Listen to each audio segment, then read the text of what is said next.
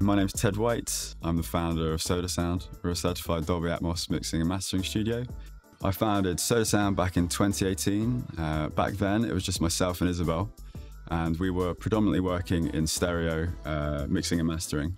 And over the course of the years and the projects that came our way, we went from stereo to 5.1 and then eventually up to Atmos. And since our transition into Atmos, we've now got 2 certified Dolby Atmos mixing rooms and a stereo mixing and mastering suite as well.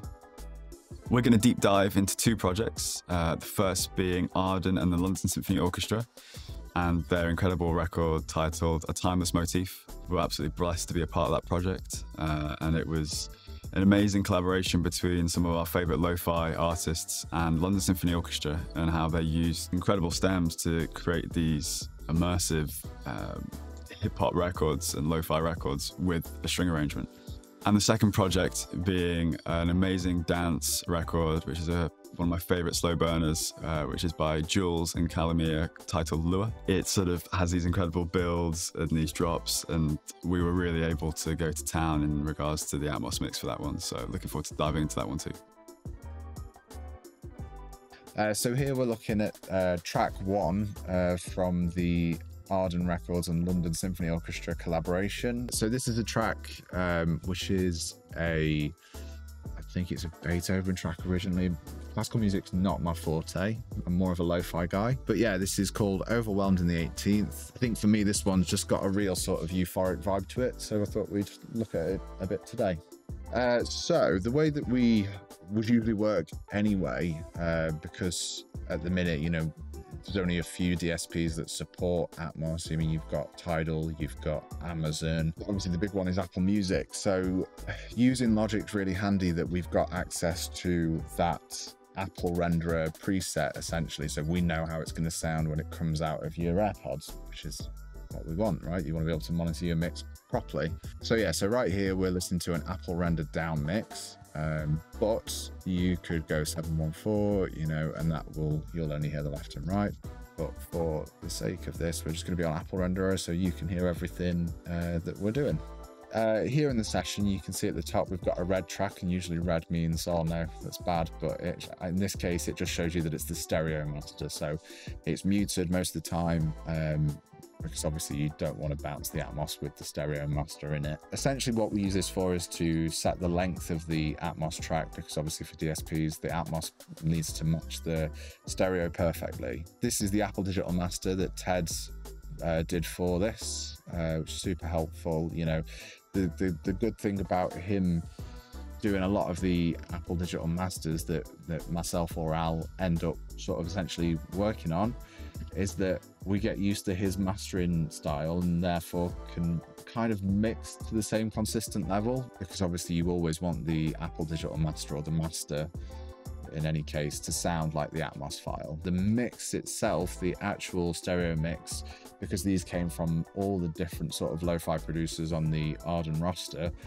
this one was probably Clayhouse that mixed this, and then we mastered it for him. So stems can always, you know, it's the biggest issue that you have in Atmos, is that, like, how do we get enough stems? How can we have a good variance in stems? Because as well, you know, we do have it where you might want one element of a drum kit to be quieter, but they just send you a drum mix bus, and you know, you can't do a whole lot with that.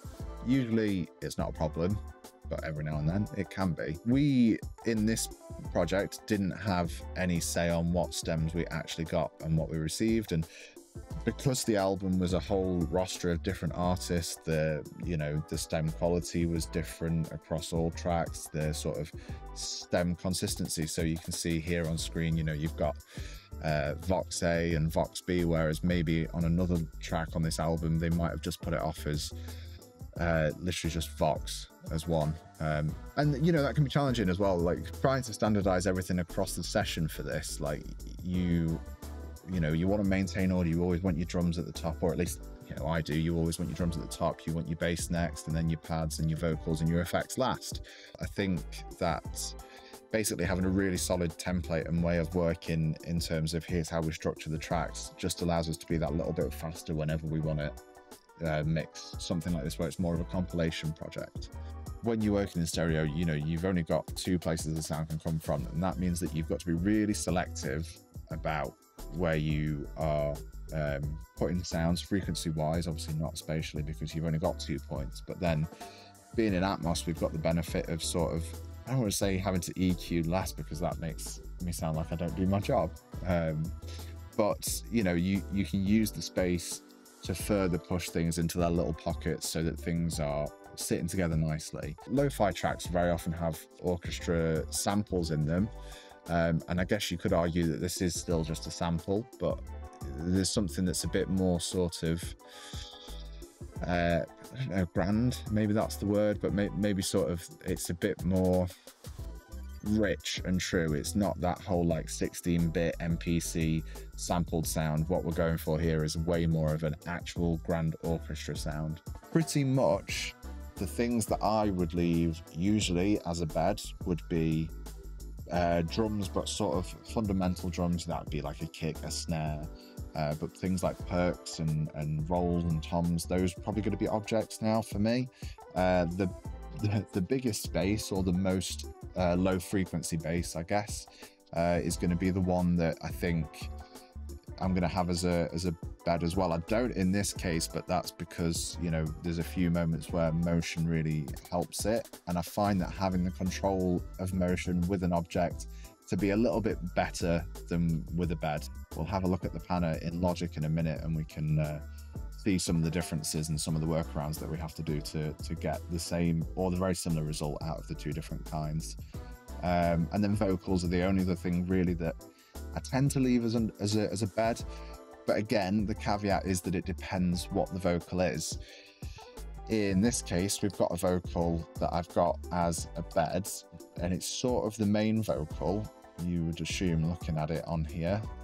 But then you've also got Vox B, which looks like the same take, but it could have a filter on it, and that's why it's there. You know, there's maybe some motion on it, or maybe some height, or, you know, maybe it's just that we could be a bit more precise. Because if we pull up an object panner and a bed panner here, a lot of the controls are similar, if not the same. So, you know, you've got your angle here, which moves it left and right, and that would be your left and right there, funnily enough. And then we've got elevation is the kind of the one thing that you don't have control over here. There is elevation, but you'll notice that that number is a really random amount. It goes up to, I think, 90, which would be degrees. I was never very good at maths, so I much prefer 0 to 1, because I know what half of 1 is. It's 0.5. So things like that, I find that they're easier to do height-related things with an object. You've got spread as well, which is obviously the same as your spread over here. Size is the weird one. You know, sometimes you might think that this essentially will spread the sound over a few different speakers that are in this area or in this area, or maybe the height as well. Whereas the only real control you've got over that here is the diversity, or I think in Pro Tools they call it divergence. But essentially that's kind of doing the same thing as size, and I probably would never have anything quite that diverse, I think I would call it. But what, you know, I'd probably go to a 15 on the size and probably no more than a 0.1 on the diversity, but it's essentially the same thing. The only other thing that, and this is the reason why my bass and my fundamental drums stay as beds, is that we've got dedicated in-channel LFE send, right? So I could whack that all the way up, and this is a vocal, so I'm not going to send any of it to the sub, but that's where I would do it if I wanted to.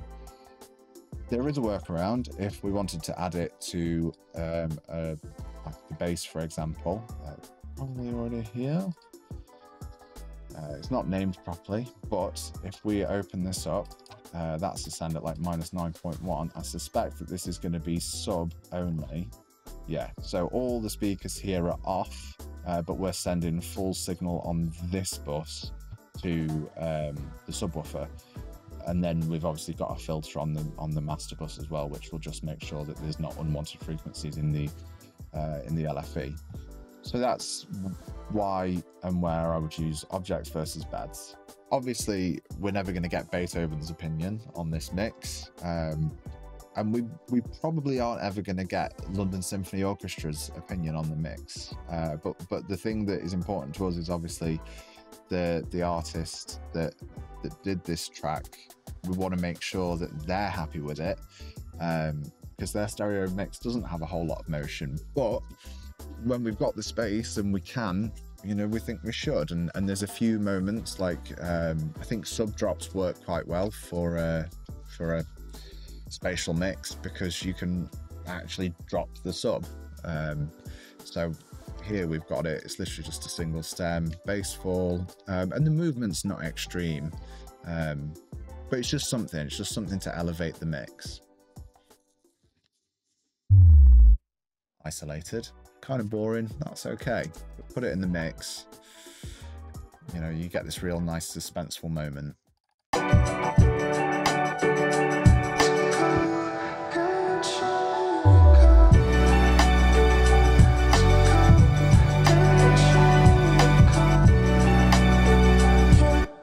Obviously, you don't want the whole mix to be moving like mad all the time, but having these little moments of movement kind of like staccatoed around the place is kind of nice. Less is more, right? Like, you shouldn't have to reinvent the mix if the stems sound like the approved artist mix. You know, the goal is to just spatialize. But there are things that inherently happen when you turn a track Atmos. You know, it might be losing some of the sparkle. So you'll see along everything, there is an instance of vitamin there. And the way that we're using some of these plugins is really more of a you know, I'd say bus processing, but not in the sense of like it's all together. But, you know, sometimes Atmos files lose their high end. So this vitamin, if we open up one, you know, it's adding just a bit of a nice general curve to the bass and the high end, and it's sort of like just managing the mids but not pushing them, you know. And there's a bit of width to go as well, but, you know, pulling in the lows, expanding out the highs, that's pretty normal. I mean, there's nothing that in like, it would be bizarre for us to have a vitamin that was like wildly different to everything else. We've got a couple of buses that we use. So parallel, this is quite an interesting one. You can't make your drum bus super wide because your kick drum should be probably central. I'm not going to say it should always be, but I think conventionally it'd be a bit odd for you to have a kick drum coming out from behind you. I have done that very, very, very occasionally, but, you know, it works for a few tracks and a few tracks only. The parallel that I've set up here though for this particular track, you know, there's a few plugins on it. You've got compressor, which is obviously going to do the paralleling. Paralleling, is that the word? The compressing. We've got a soothe, which is a bit unusual, but we're just trying to tame any harshness that might come in. It's more of a broad stroke soothe rather than like more of a precise soothe in this instance. We've got an ozone imager because I enjoy being able to see the scope, and, you know, you can see how things are sitting within the phase of the Atmos mix, but only the parallel channel. And then we've got an EQ, which is sort of taking out some of the low end, some of the high end, but adding that weight back to the middle. And then actually on the bed panner, because I would leave this as a bed, I know I said earlier that we don't go too diverse, but in this case, because it's more of an effect than an actual instrument, it suits it. And what you end up with is the low end of the percussion is nice and up front, and you have the sort of sparkly bits that are feeling a bit wider, and you almost like force the frequencies to be like from low to high, from there to there. So you create an almost like a triangle of lower frequencies at the front and higher frequencies out to the side, which just sort of makes the whole drum bus sound a bit nicer and bigger. We can listen to that here.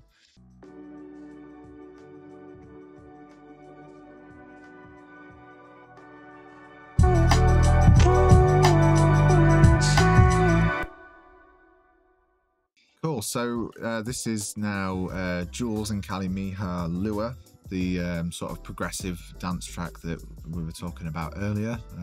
And yeah, we're going to look a bit more at the automation, and because this genre is a lot more sort of high energy and there's a lot more like frequency, yeah, well, there is more frequency content. You know, lo-fi is inherently low fidelity. what you've got is this need for like much sharper, sort of fuller bodied sonics, and even automation. Like from the last track you saw, it was probably a lot more flowy, whereas here it's a lot more, you know, there's a lot more going on. steppy going on. It's more like almost like it becomes inherent in the instrument, like the movement is part of the synth, for example. You see that in the repetitions and things up there.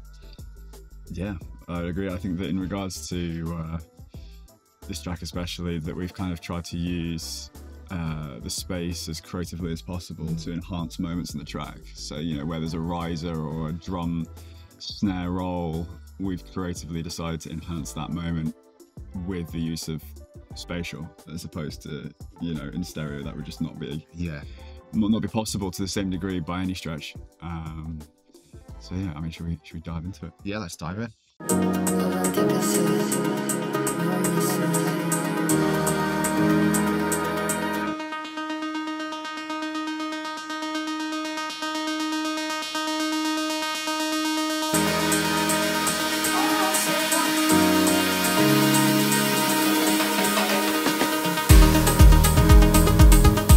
We've got things like high automation there, so that obviously when that sort of pulsing synth is kind of coming in for the drop, you're having that sort of like, it's almost like that festival feel, right? Of like, yeah, sure. You know, you can almost imagine the smoke machine, or what do you call them, fog machines? What do you call them? Dry ice? Right, yeah, I don't know. The haze. I think that especially for this, if we go here, absolutely through the use of spatial, is that how for a better word, immersive you can make specific elements. Yeah, like the synthesizer almost becomes like sort of we're trying to make it a bit more of a almost euphoric moment. Yeah, that for especially this music is you know, the aim of the game, really, especially in a live environment, and trying to encapsulate that in the mix was obviously quite a priority for this here. And I think that's the thing actually as well, that you've sort of hit the nail on the head with the genre, that like, because it's progressive electronic music, maybe I don't know, progressive house, that note that's pulsating is the same note. So like, if you were to just put that in the front, left and right, you'd be like, yeah, cool, it's there. But like, by adding movement, you've made the sound more interesting. There is no deviation in the pitch necessarily, but you've changed the position of it, so it adds that level of excitement. Yeah, and also in regards to, for a better word, the closeness of it, of where it's being perceived. You know, if you're starting distance-wise, if it's far away and it's coming closer and closer to you, you kind of feel like you're getting sort of even more engulfed in the track. Yeah. So yeah, I was going to just say that in regards to one thing with a sort of a long track like this is obviously first and foremost trying to capture the interest and the intrigue in the song, and I feel that that's something where Atmos can really bode well for a long piece of music, a longer piece of music, because you can create these little gems, these little moments, and sort of enhance them even more so.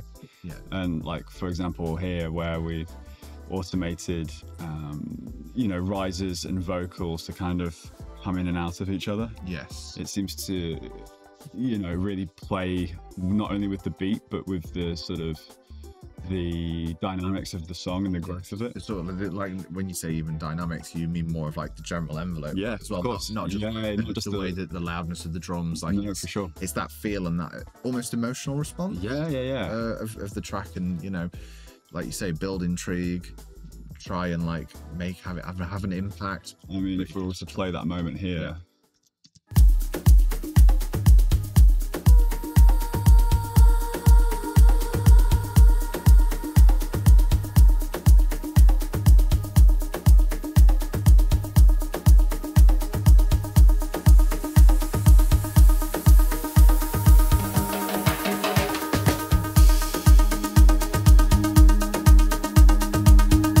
With each sort of, you know, every so often bar wise, we've got another sort of element or object coming into the equation to kind of add another level of interest, for a better word, whilst the sort of progressive beat continues to go throughout the track. And I think even, I know we talked a bit earlier about it in the lo-fi track about like perk sort of drum sounds. Like in that instance, you know, we had those sort of is it a roto tom? Yeah. You have that sound come in, and essentially like you can have movement to that because it's not your like fundamental kick or snare, which obviously in this genre is the driving force.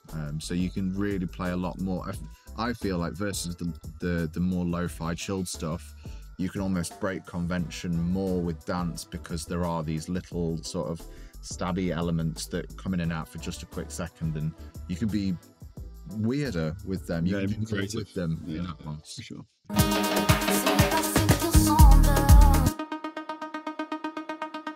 I think that especially with this genre of music where there's a lot of use of repetition, it's interesting again in terms of with spatial audio that you can, as we've sort of emphasized already, but you can make those repetitive moments have almost another life.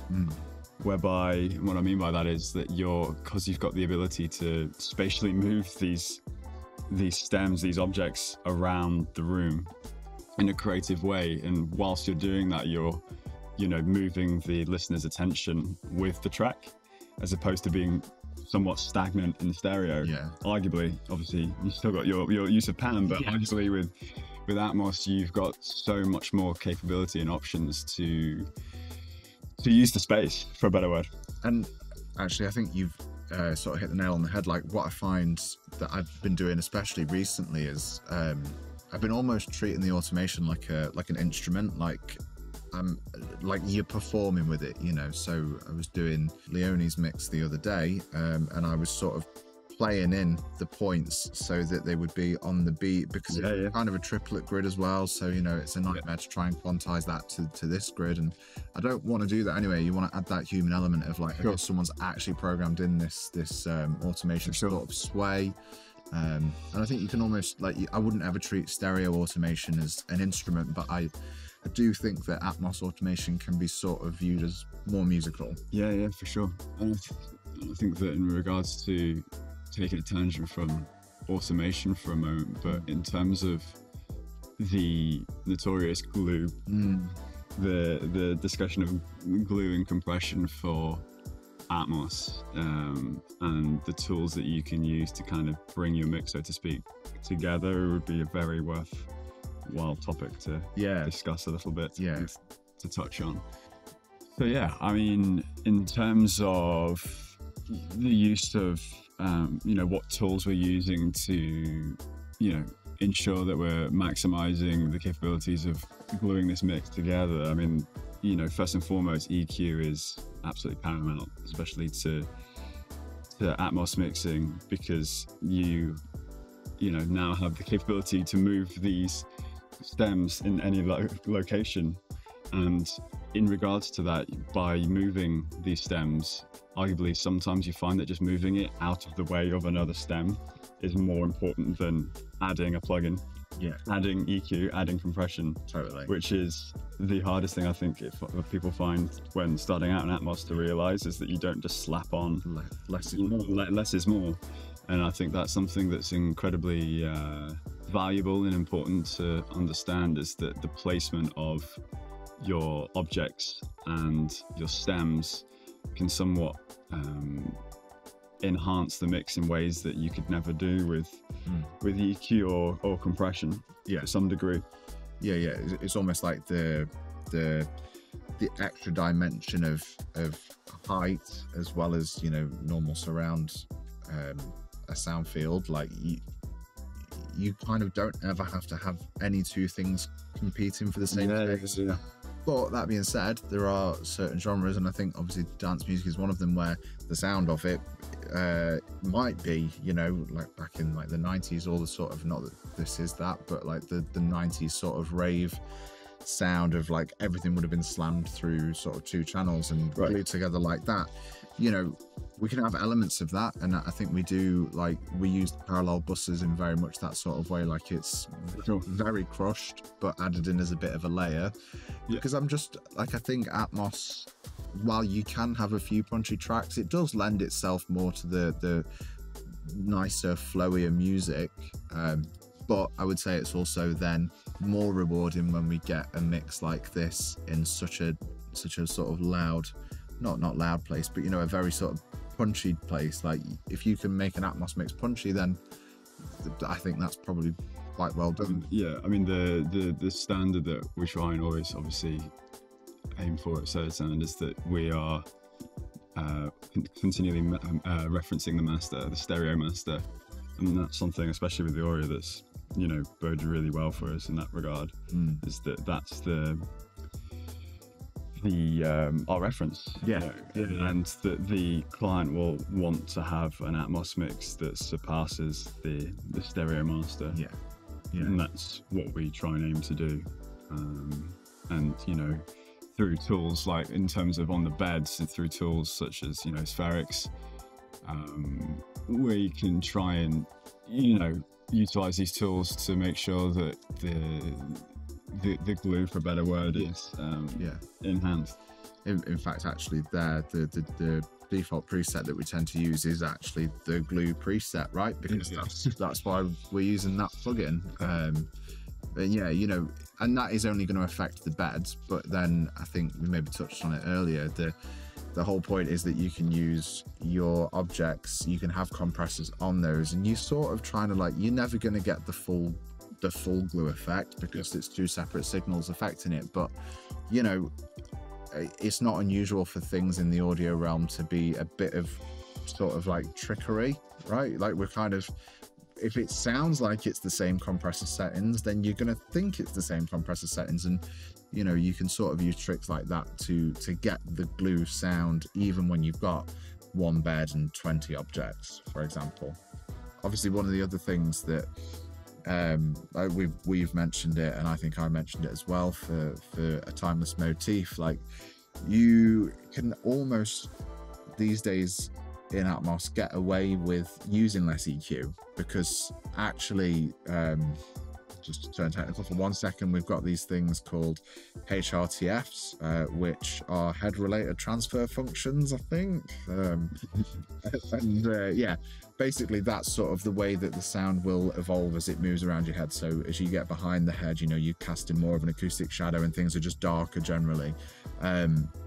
So that helps us in this case, like, and especially in the dance world, where you want that progression, you want that movement, but you know, it's not that you don't want to automate an EQ, it's that you don't have to automate an EQ.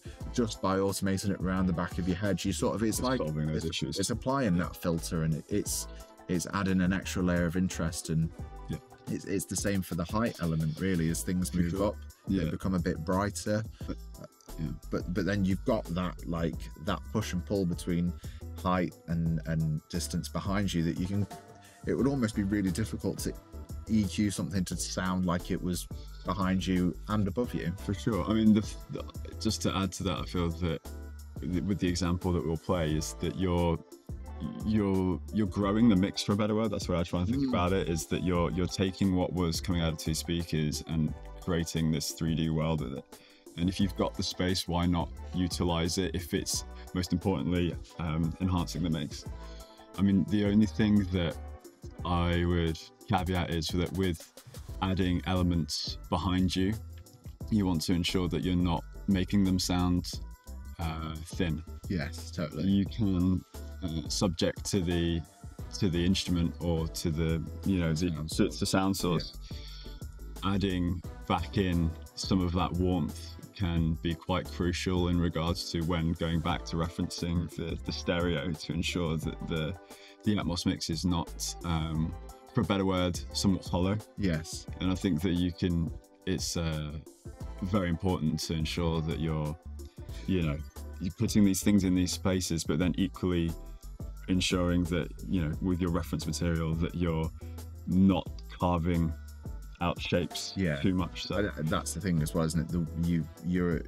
You're maintaining the weight of the stereo track, and we know that because of the Aurea. We can, like, go to our stereo speakers, we can listen to the stereo track, and we go, cool, that feels full, and it's it's got all the frequencies there in the mids that are adding that weight, and then you can flip over to the Atmos using the Aria, and because of the calibration, we know that it's a nice flat listening environment. So if we can get the weight back in the Atmos, then we know that we can trust that monitoring and the way that it sounds through the Aria.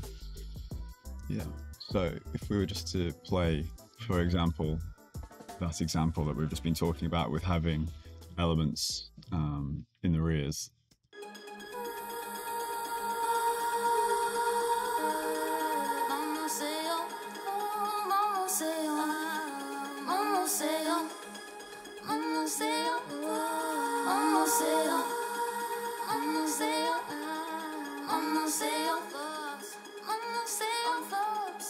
And now for it to add in the rest of the track, you can hear those elements and where they're sitting.